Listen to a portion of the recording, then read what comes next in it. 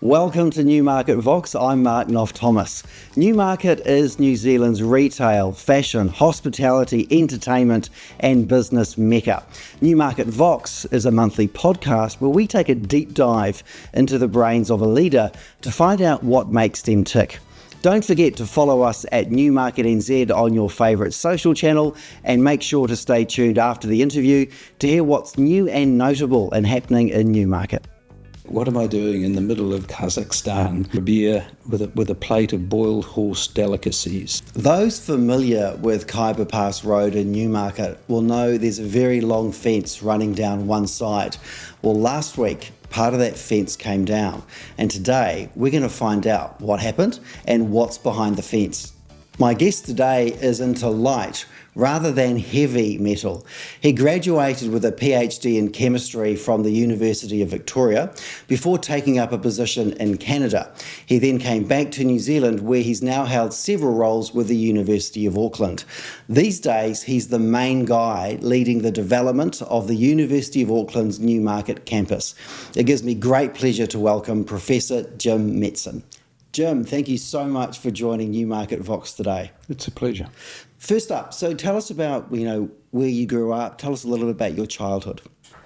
I'm a Wellingtonian. I grew up in the Hutt Valley, to school there, and then proceeded on to Victoria University, as you indicated. Did all my degrees there before I followed the usual path of postgraduate and went to Canada, in fact, to do a postdoc. And then spent a number of years in Canada. I was at the University of Western Ontario, which is ironic because it's not in Western Ontario, but it's now called Western as a university.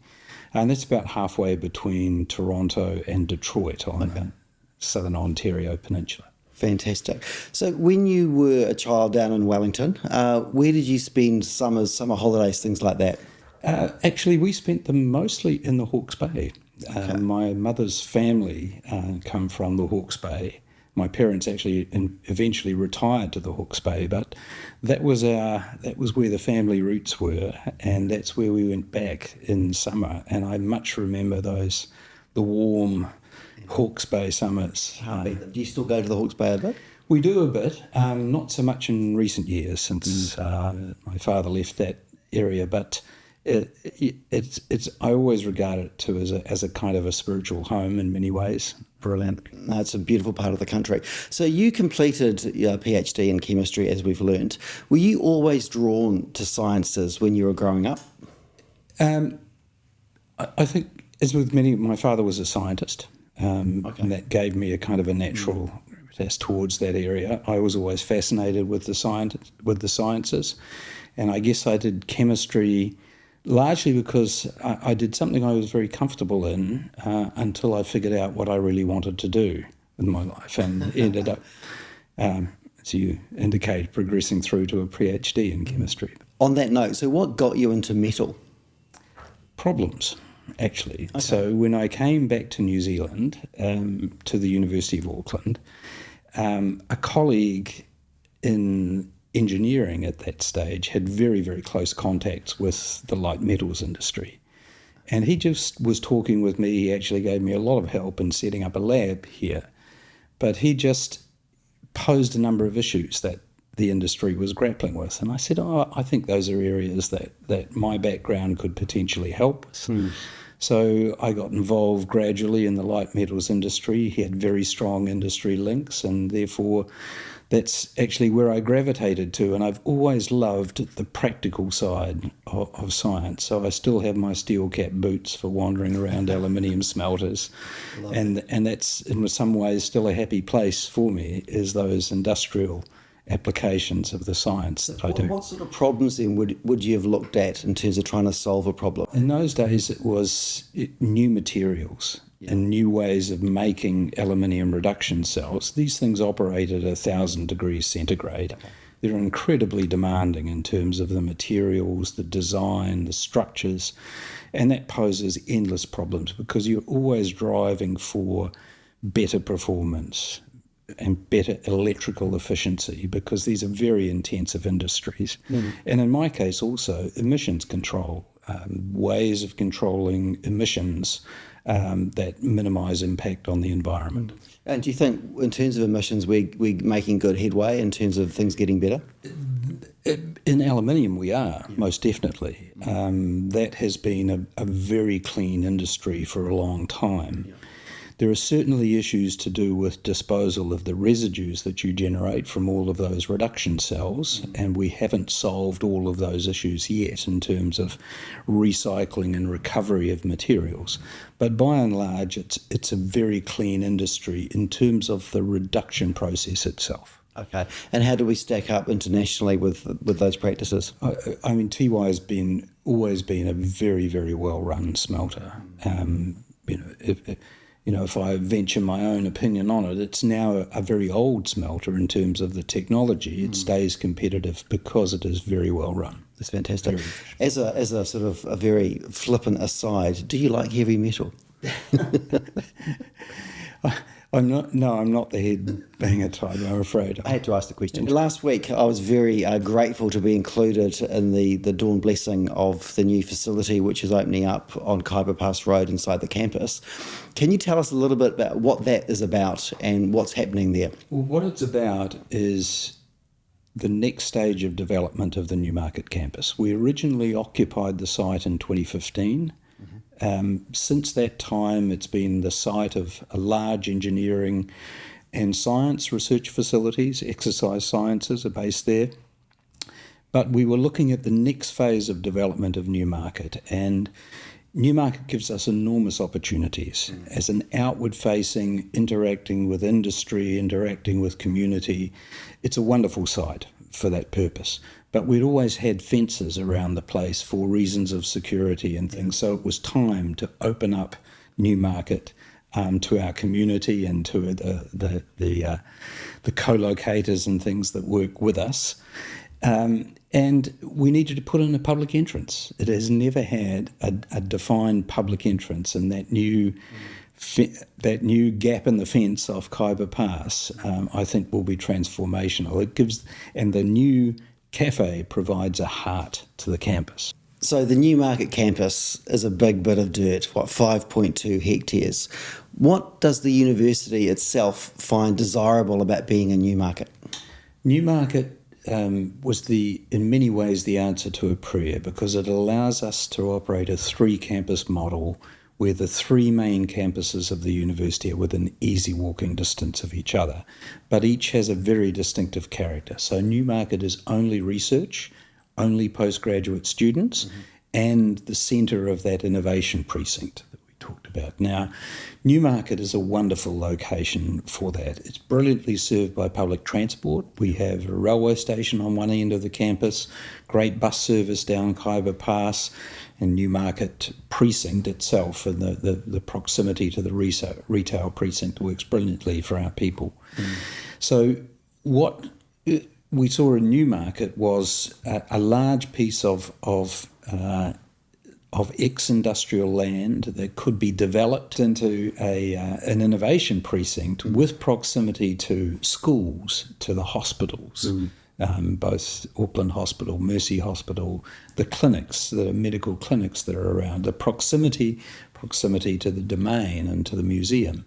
So Newmarket works brilliantly in terms of being the centre of a wider precinct where we can interact with our community in a way that is actually much more difficult in some of our other campuses.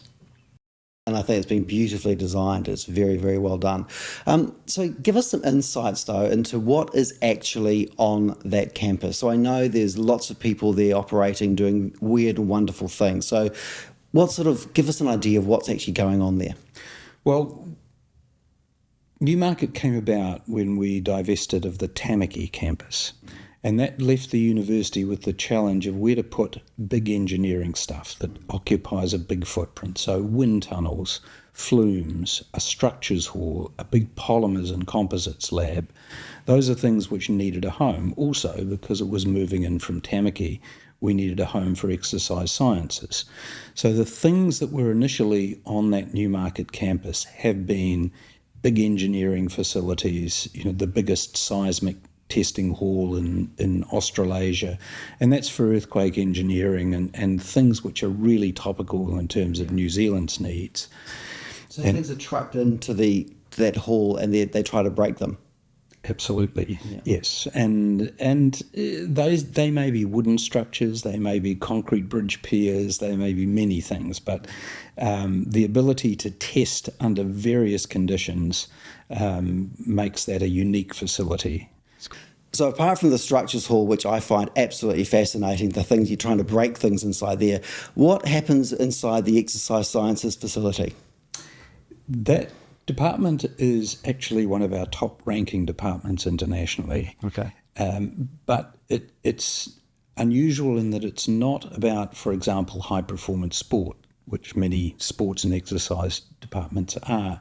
It's really about neurophysiology and rehabilitation. So they do a lot of work in biomechanics. They do, for example, most of the stroke rehabilitation and just about all of the cardiac rehabilitation work for Auckland Hospital. And it is a wonderful department. It has a gym facility there and they do a lot of assessments, perhaps 4,000 assessments a year of people. Wow, that's incredible. But yeah, so that's a major asset, I think, to the campus and to the facility, but a major source of outreach, which is already taking place. One thing people may know or may not know this, but that the site used to be the old brewery, and I heard rumours that maybe where the exercise sciences is, that was where the stables were. Is that right? That's exactly right. That building was the original home of the Clydesdale horses, which used to tow the wagon with the beer barrels on it at the back of the farmers' Christmas parade. That's fantastic. You know what? We've got some wonderful books. A wonderful book called Newmarket Lost and Found here, which actually has got some great photographs of Newmarket historically. And there's a fantastic photograph of Carlton Gore Road, the back of the campus, where it was full of market gardens, and it was just the most amazing thing. So apart from we're breaking bridges, we're breaking pylons, we're doing all kinds of weird and wonderful work in the structures hall, we're doing some rehab. In the plastics space, there's quite a lot going on there too, I understand. Yes, we have a large plastics and composites lab. Now that was built in conjunction with the New Zealand plastics industry. Part of it, so a lot of it is really pilot or industrial scale extrusion, moulding machines, etc. A lot of work is done in areas of advanced composites, and that may be with high performance yachting. It may be with people like in the past with Air New Zealand and building panels for interiors of aircraft. Incredible.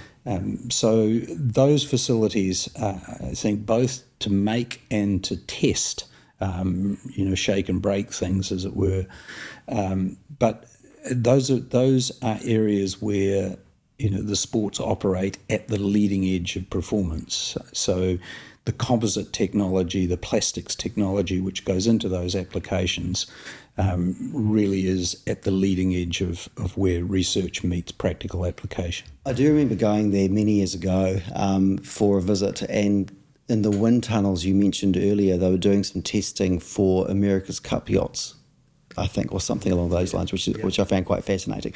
Now, I have heard some rumours that some of the innovation that's come out of the campus has like world-leading, groundbreaking stuff, and that Apple and maybe BMW have actually purchased things from what's been developed out of Newmarket. We have relationships with quite a number of industrial clients of the technologies which have been developed through the universities. For example, the university is particularly strong in inductively coupled power transfer. So that is the transfer of power without wires.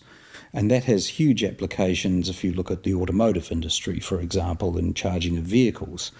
But the real niche recently has been in consumer electronics and the charging systems which are used in quite a number of consumer electronics products actually have their genesis through the university and the inductively coupled power transfer research. That is actually quite amazing when you think that amazing technology we all take for granted every single day came from here. You find universities are remarkable places in the sense of the leading edge researchers who develop technologies which find their way quite rapidly into more general application. I recently went to the relaunch of the Transport Innovations hub that you're operating out of the campus, and they were talking about, you mentioned the wireless charging and the fact that in the future what's under development now will be static and maybe dynamic charging of roadways, so EVs can be charged whilst in motion. It's quite groundbreaking. Well, one of the things which we will put in on that Newmarket campus is an inductively coupled power transfer charging system for motor vehicles. Amazing. So we will have cars that you can just park over a spot and charge. Fantastic. I think also taking away some of the anxiety that EV users might have if they know that their car's being charged while they're operating the car. It'd be fantastic. Yes. These are challenging problems to address. In terms of the future, so I know there's been some discussions and Newmarket's come up many times in a few presentations in the last sort of 6 months or so. What can we expect to see happening on the site over the next few years? The site is essentially three things. It is a huge opportunity, as you mentioned, because we have 5.2 hectares, quite a bit of which is not used at the moment. So there are many different directions that development of the campus could go. That also involves a lot of expense, and the universities are certainly not in a position to develop that themselves. So it will be in partnership with large corporate co-locators who want to be based on that Newmarket site. But they will be the things which interact with the university. That is, they have a strong research connection with the university, strong interaction with the university. But also, as I mentioned, it's an active research site at the moment. It's a land bank for future use by the university, because our two other sites in the city and at Grafton are essentially, built out, are very full and congested. So new ideas which take space will be done at Newmarket. So it's obviously quite an investment to have such a big piece of real estate in Newmarket, because I know feedback I get, land here is not cheap. What benefit do you think Newmarket's getting from having the university based here? Well, I think the university brings a diverse and exciting community of people. So if we look at, for example, that innovation precinct and the 36 startup companies that we have, or perhaps half of them are growth companies already, they're multiple people. And so it brings population. It brings a new and different diversity of people. Lots of visitors, for example, come to visit those facilities that you mentioned, the excellent engineering facilities, for example. That draws people, visitors to the site and visitors to Newmarket because of that. So I think certainly in terms of building population, building commercial and interaction, Newmarket is a brilliant location for those. What I find exciting actually is what's going on at the campus, what I'm hearing about commercial and residential developments in the pipeline for Newmarket. We've got a multi-billion-dollar pipeline of things, dirt being dug, things going in, houses coming in, new commercial blocks going up, new residential apartment buildings. It's a pretty exciting time. We're pleased to be part of that. I love that. Now, changing tack slightly to go back to a yachting term, if you could have a complete career change and you weren't doing what you're doing in the science space or what you're doing now with the Newmarket campus, what do you think you would have done? I think that's an extraordinarily difficult question. Because actually, I guess within the university I've had a number of different careers already, in the sense of as an active researcher, and I do less of that now and much more of looking after development of the campus. But, I have a passion for things like working with wood and things. I probably would have... I really enjoy using my hands as a craftsman because it actually gets me away from what my usual day job is, and I think I would have been a craftsman of some sort. Fantastic. So using that as a bit of a theme here, is that something you do to relax? Is that how you relax? Absolutely. Okay. Yes, it is. I love woodworking, and New Zealand is blessed with these wonderful native timbers that you can make. What sort of things do you do with wood?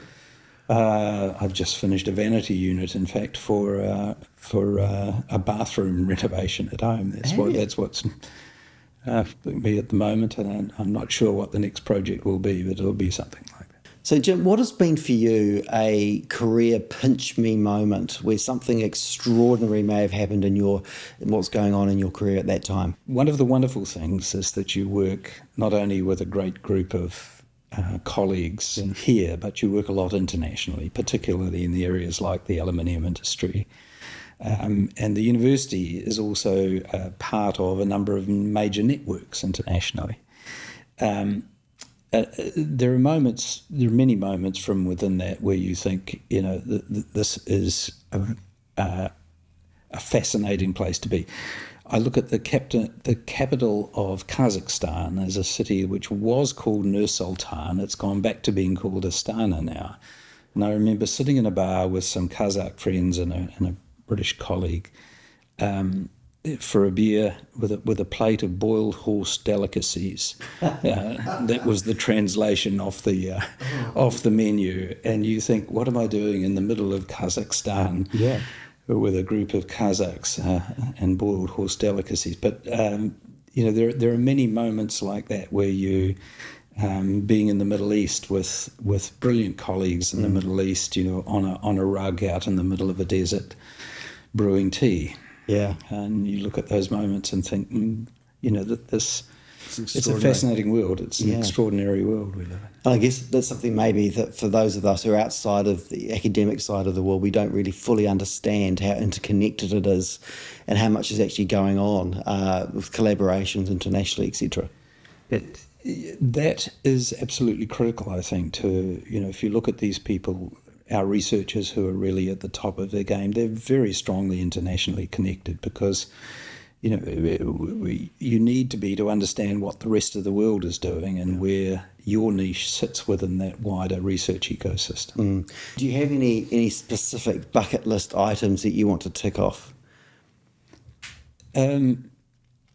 Actually, the African continent. I'm involved in a number of as I said, international collaborations and things. And the African continent is a fascinating, well, number one, it's huge and massively diverse.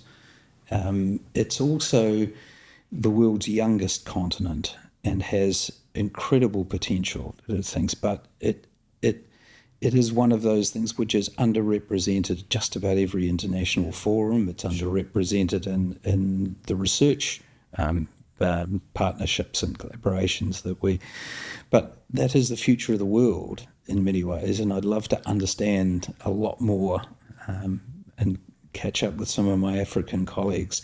They have completely different models of innovation, for example, and development than we experience in the Western world. What's your favourite place to be in the world, or where is your favourite place to be in the world?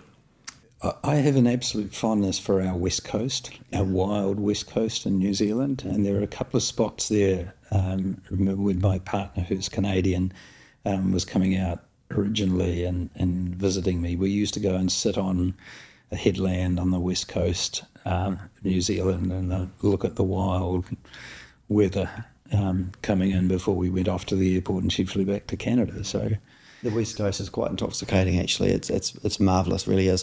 What's next for you personally? It's a good question. I'm, very well through my career, and the things that I enjoy most, I guess, now are very much helping if you look at the next generation of researchers. One thing Newmarket is it's an innovation precinct. So we have about 36 startup companies based at Newmarket at the moment. Watching those companies develop and watching the people who now have the good ideas come through in those companies, that innovation ecosystem that we can build around those people and feed them plenty of caffeine at the new cafe. That's what really drives me, and I'd love to be able to help more in that respect and those companies going. Brilliant. Some quick fire favourite things just to finish off with. What's your favourite book?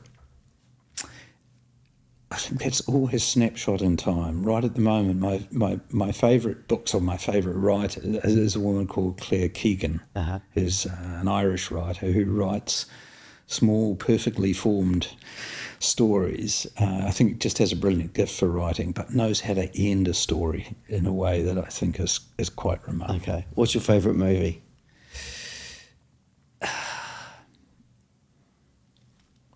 I probably have to take a rain check on that at the moment. I actually have to. I couldn't answer that myself, so I have to apologise. I couldn't do that either. Who's your favourite musician? Again, I think it's snapshot in time. I mean, I grew up in my student days in the era of split ends, and things, and they still have a huge spot in I love that. Fantastic. And I think that New Zealand is wonderfully gifted. I think endowed with wonderful musicians at the moment. Really is. Yeah, I'm very Marlon Williams and the Beths and the things that I think we have a great music scene at the moment. Yeah. What's your favourite season? Favourite season? My other relaxation, other than woodworking, is gardening. Very much. So I'm actually I'm a productive gardener in the sense that I gravitate towards fruit and veggies. Okay. So I think spring and autumn are the two times that I really enjoy, because that's when you put the work in and see the productivity which comes out the other end. Brilliant. I might actually talk to you about how to grow avocado trees, because I can't do it. So I understand the wonderful Coco from Tea Street Larder is taking over the cafe on the campus. So when can we expect to be able to go and order a long black? Well, I'd been desperate for that to be today, actually. Because I'm actually heading offshore in a couple of days, so it'll be opening while I'm away, unfortunately. But I'm picking it's probably still a week away. Okay. But it's that close. Brilliant. I'm just really fascinated by the university and what's going on in Newmarket. So everyone knows Newmarket as like a retail town centre where we've got 600 or 700 retail stores, and we've got 120 cafes, bars and restaurants. But what I find so fascinating is the exciting developments coming out of the campus that so many people don't know about. And I'm really happy that you've been able to share some of that with us today. Thank you so much. It's been a pleasure. Thank you for the opportunity. Cheers. Finally, some new and notable things happening in Newmarket. We say hello to New Zealand's first ever Cinnabon, which is opening on level 3 of Westfield 277. Untouched World opens in Osborne Street, as does menswear brand Chex further down Osborne Street. And also excitingly, Lexus have just opened their brand new flagship dealership in Great South Road. Our Christmas campaign kicks off this month, and you can win up to $20,000 in prizes. See newmarket.co.nz for all the details. We'll see you next month. Cheers.